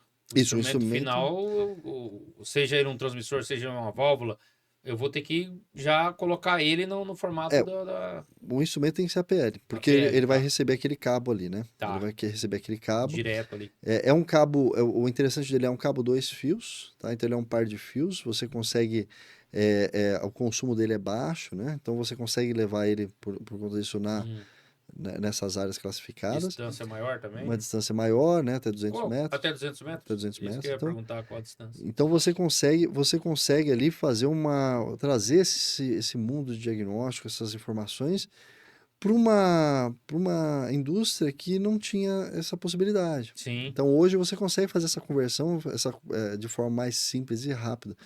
Hoje a gente tem indústrias aí que estão estudando mudar, grandes indústrias químicas aí, mudar completamente a malha de controle hoje que eles têm para APL, a totalmente vantagem APL. do APL é tanto essa parte de diagnóstico que você comentou, mas a rapidez também no fluxo Velocidade. na velocidade de É, comunicação, hein? porque ele tem uma velocidade de 10 MB por segundo. Ah, tá. Tá? Então, assim, é uma velocidade extremamente elevada. Se você comparar com o Heart, por exemplo, nossa, o Heart é lentíssimo. Sim. O Profibus ele é um pouquinho mais rápido, mas também você tem outras nuances, outras dificuldades ali É um para você ambiente também, né? na hora de você fazer a malha, né, na hora de você fazer o anel ali, ele tem uma série de nuances ali que se você não tomar cuidado, ele pode ter ruído, ele pode ter Sim, interferências e sim. você não consegue Do, ajustar mais sua malha, não consegue. do ambiente externo, né? Influencia muito, né? Total. E aí você não consegue mais deixar ali aquela malha ali de forma é, a conseguir atuar com ela 100%, né? Sempre fica aqueles 80%, 90% ali, o resto ali você fica Se aquela acontece dorzinha de alguma coisa, cabeça ah, ali. não, é culpa da comunicação. Exatamente. Ah, sempre foi assim. É, Ah, sempre sempre teve foi esse assim. problema. Desde quando montou o projeto. Desde que não tem problema. Outra vantagem, você pluga o instrumento, ele já vai aparecer lá para você. Você não precisa você procurar um instrumento, né? Certo. A malha Profibus era isso, né? Você tinha que ficar procurando, jogando ping lá no instrumento e achando É. ele. Lá não, ou com os micro switches lá mudando lá para deixar o Endereço. endereçamento dele, né? Ali não, ali você já tem o endereço dele, você pode mudar eletronicamente, mas ele Ah, já sim. Você não detecta configura na DIP, você configura como se fosse o IP dele lá. como se fosse o IP dele e ele É. já vai subir esse IP. Ele já vai estar aparecendo lá para você, você não tem que ficar achando ele na malha. Ele já vai estar lá, oh, isso aqui é um instrumento que você quer, Legal.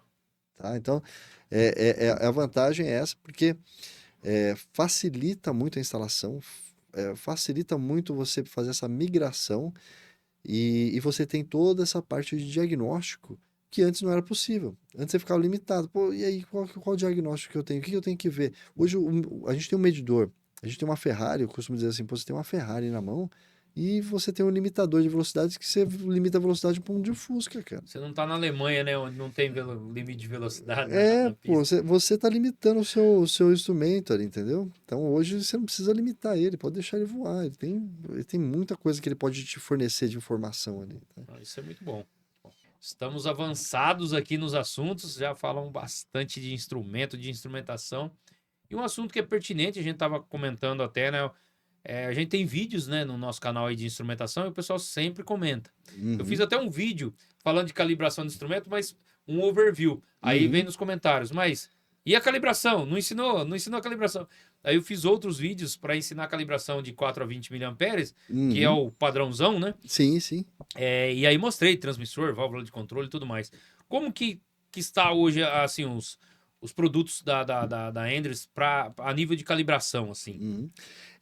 A calibração, né, ela é sempre assim, um assunto bem espinhoso, né? Porque o que acontece, né? Tem instrumentos que necessitam calibração Certo? por conta de desgaste, né? Onde que você precisa de calibração no instrumento, né? É por conta de desgaste, tá? Se a gente for estudar a fundo o princípio de funcionamento do instrumento, você vai ver que alguns deles levam em consideração para cálculo da vazão o volume interno, né? Então você precisa saber, você tem um volume lá fixo para você fazer o cálculo da vazão. Se esse volume se altera, você precisa, obviamente, alterar ali os fatores de calibração. E é ali que a gente vai atuar. O Coriolis, por exemplo, ele pode ter um desgaste no tubo de medição. Isso vai desbalancear o tubo e vai aumentar o erro. Então, o desgaste ele está relacionado à calibração, né, Certo. do instrumento.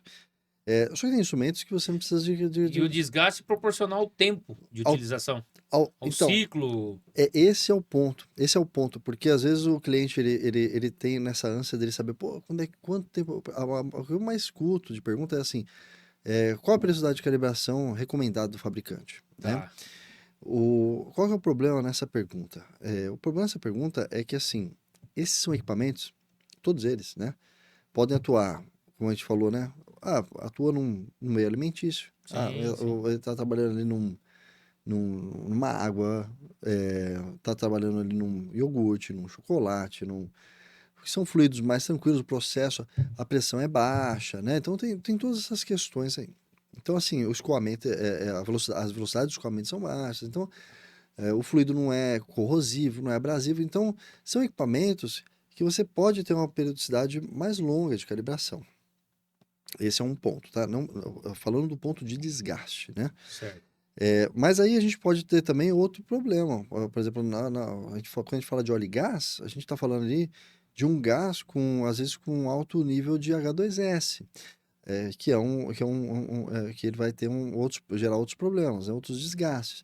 Você vai ter um fluido, um hidrocarboneto, que ele pode ter areia ali junto, né? Quando você faz extração do É o petróleo mais abrasivo ali. mais abrasivo, você tem fluidos, então você atua desde fluidos mais tranquilos até fluidos extremamente abrasivos ou corrosivos, né? Sim. Esses equipamentos eles atuam desde uma pressão de meio bar ali até uma pressão de 300, 400 bar, né?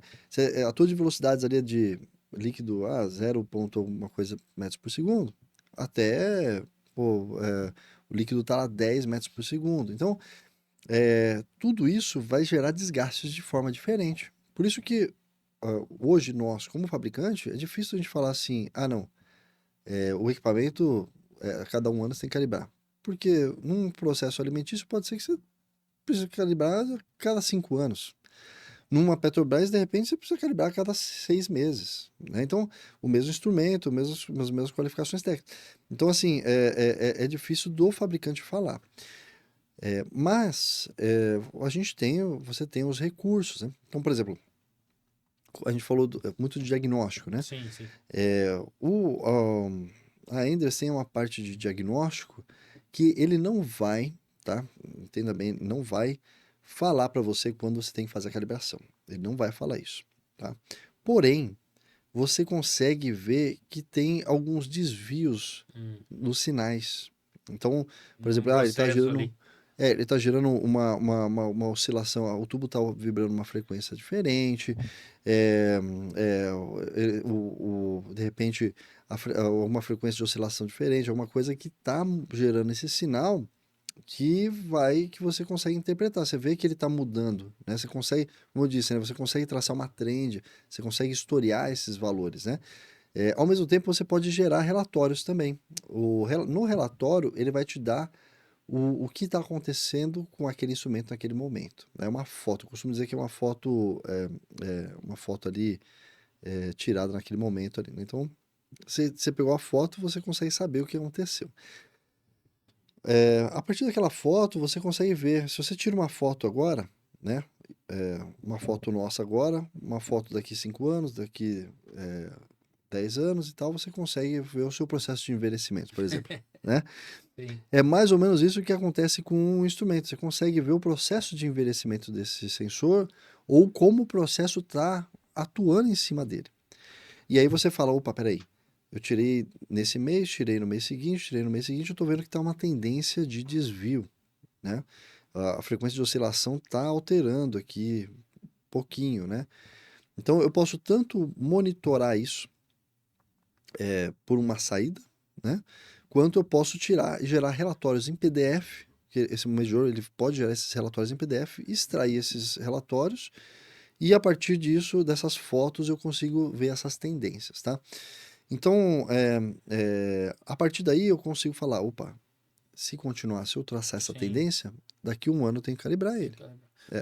Mas isso é uma análise específica do instrumento, né? Do instrumento. Eu tenho Do também instrumento. do processo. Por exemplo, eu tenho análise do que eu estou produzindo. Ou, né, tem, salvo exceções, mas um alimentício, por exemplo. Eu tô dosando, tô medindo, né, a matéria-prima de alguma forma ali, e eu tenho minha análise laboratorial lá para ver a qualidade do produto, né? Ver o que tem a mais, o que tem a menos. Tem isso Isso. também, né? Tem isso também aí. Mas aí ele vai entrar numa comparação mais de processo mesmo, né? Você vai Certo. falar assim, por exemplo, entra numa questão de qualidade mais do próprio produto. Por exemplo, eu tenho um produto aqui que ele tem uma densidade X. Certo. E o meu processo o meu produto, isso acontece muito com creme para o rosto, creme para a pele, né? Eles falam de skincare, né? A linha skincare. Então, ali você precisa ter uma viscosidade e uma densidade controlada, né? Então, aquele creme ele precisa ter esse controle. Então, ele tem um range ali de densidade mínima e máxima, e o medidor ele vai controlar, né? Com relação a esse range mínimo e máximo. O laboratório deles vai só ver se o medidor está ainda dentro do padrão dele, né? Certo. Se o medidor estiver fora do padrão, aí ele pode falar, opa, peraí, uma coisa está acontecendo. Aí ele pode mandar para uma calibração também, né? Mas não é tão, digamos assim, não é tão... Comum.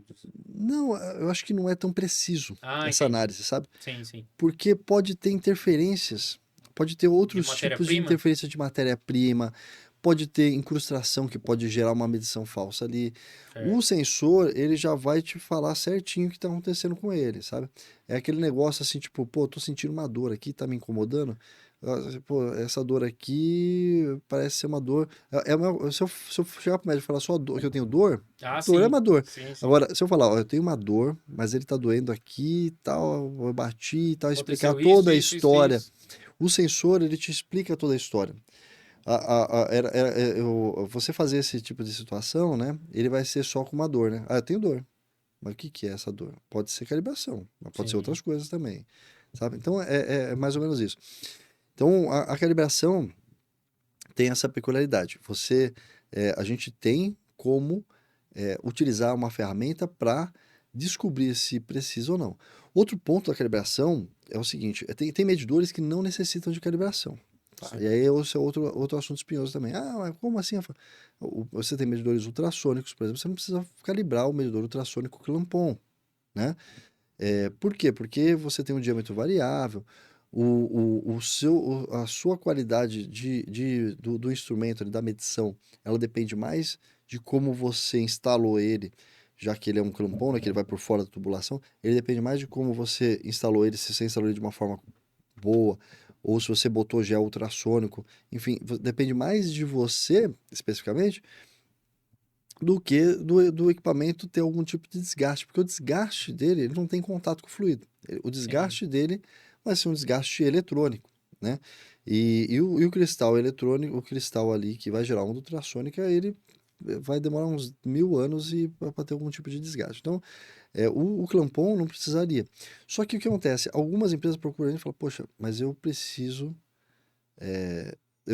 da calibração, eu preciso de um papel, eu preciso porque você Certificado ali de um que. certificado, porque o que que acontece? Você tem essas questões também, né? Você tem De algumas documental, né? Documentação ali, documentação, né? porque você tem auditorias, né? Então Sim, você exatamente. precisa que aquele equipamento tenha uma das seguranças dele é de que ele foi calibrado. Inclusive, processo de qualidade também, né? Processo de qualidade. Certificação ISO e tudo mais passa por isso, né? Perfeitamente. Então, É. assim, ele precisa que você tenha esse papel, né? Para mostrar que tem. Assim, a gente tenta explicar também que essa ferramenta de verificação que gera esse relatório, ele é rastreável conforme ISO 9001, tá? Então, ele tem Legal. a rastreabilidade. Então, ele poderia ser um dos papéis que poderia comprovar de que o equipamento Não que ele esteja na calibração, mas de que ele está apto a trabalhar, de que os sensores estão funcionando, de que está tudo certo, né? Então, assim, é aquela verificação geral que ele fala, ó, verifiquei os meus sistemas, a minha eletrônica, e ele está apto para trabalhar. E ele é rastreável. Então, essa é a vantagem. Mas se ele precisa especificamente da calibração mesmo, também é possível, né? Então, você tem essas nuances. Ah, Rafael, eu preciso da calibração. Eu preciso de um certificado de calibração. Então, esse é um ponto. Outro ponto por exemplo, a gente falou do mercado de óleo e gás, falamos ali de transferência de custódia lá no começo. Sim, sim. O que acontece? A transferência de custódia você tem amarrado a uma diretriz ali do Inmetro, né? Ele tem peso de lei. Então, o que acontece? Você tem ali a periodicidade de calibração. Então, você é obrigado a calibrar naquela periodicidade, ou você estará fora da lei, a ANP pode autuar, multar, né? Aquele ponto de medição e a empresa, tá? Então, assim, você tem essas periodicidades fixas, independente de se o medidor tá bom ou não, tá? Então, assim, não importa se o meu medidor tá redondinho, tá bonitinho, não importa. A lei pede que ele seja calibrado. Certo. E tem as diretrizes internas da própria empresa. Então, o próprio corporativo fala, olha, para medições que são extremamente importantes, aquele caso da segurança, transferências de custódia, são medições que tem que estar redondinha, ele tem que estar calibrado, né? Então, e tem que ser calibrado a cada X tempo lá, 6 meses, um ano, então ela define. Então, a própria empresa pode definir para esses pontos críticos, né? Qual que é a periodicidade de calibração. Isso é normal de acontecer também. Então, infelizmente, hoje a gente não consegue definir uma periodicidade de calibração por conta disso. Muitas variáveis, né? Muitas variáveis, muita coisa acontecendo É. ali. E, ao mesmo tempo, você tem muitas das indústrias, né? Eles já têm uma periodicidade padrão de calibração, tá? Então, esse é o ponto aí que eu queria chegar. Legal, legal. Bom, a gente está chegando aí ao final. Batemos um papo bem bacana. Pessoal, olha só, o Rafael veio aqui, ó, especialista em instrumentação, controle de vazão, tá? Medidor de vazão. Então, já sabe, né? Se não está inscrito, já se inscreva, ative o sininho de notificações e já deixe seu like aí. Se você está no Spotify ou no Google Podcast, Apple Podcast, depois dá uma entradinha no YouTube aí, verifica o canal Grupo DAP Engenharia e aí tem lá o DAPcast com vários episódios aí para vocês. Rafael, Isso aí. agora fique à vontade para passar seus contatos aí. Você falou do tutorial que você colocou lá, o artigo que você colocou no LinkedIn. Então já passa o seu Isso. LinkedIn, as suas redes sociais aí que é importante, os contatos da Enders também, para o pessoal aí, né, que precisar das soluções já ter os contatos aí. Maravilha. Bem, quem quiser eu me seguir lá no LinkedIn, tá? Acho que é a melhor rede que tem aí para conversar comigo, né, pessoalmente, ali ter esse contato. Eventualmente, eu tô sempre assim, a cada 15 dias, colocando um artigo, escrevendo alguma coisa seja sobre instrumento que eu tenho trabalhado, ou até mesmo as tendências tecnológicas que a gente está vendo aí no nosso ramo, né? Então entrem lá, me procurem lá no LinkedIn, Rafael Freire Zibelli com 2 L's, tá? É o meu LinkedIn, me busca lá e eu vou aceitar com vocês aí com o maior agrado. O meu contato lá da Endres, tá? Vou passar meu e-mail.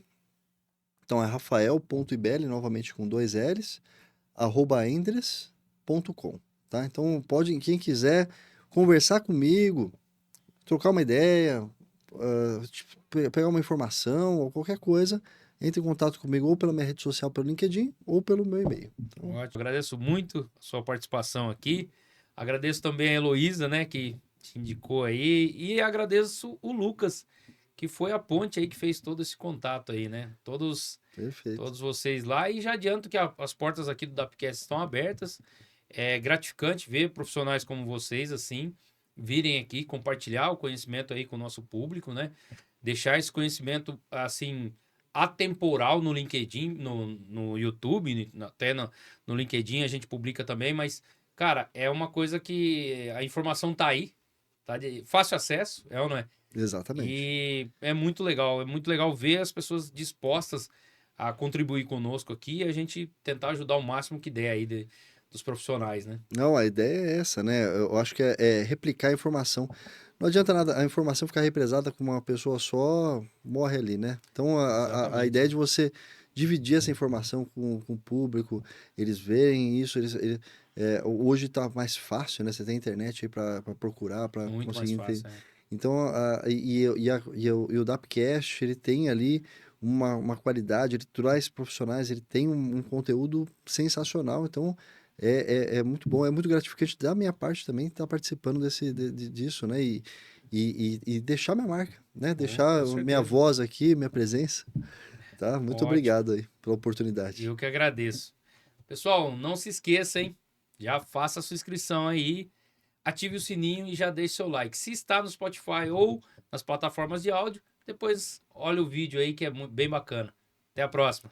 Isso aí, gente. Até Tchau, mais. tchau. Tchau, tchau.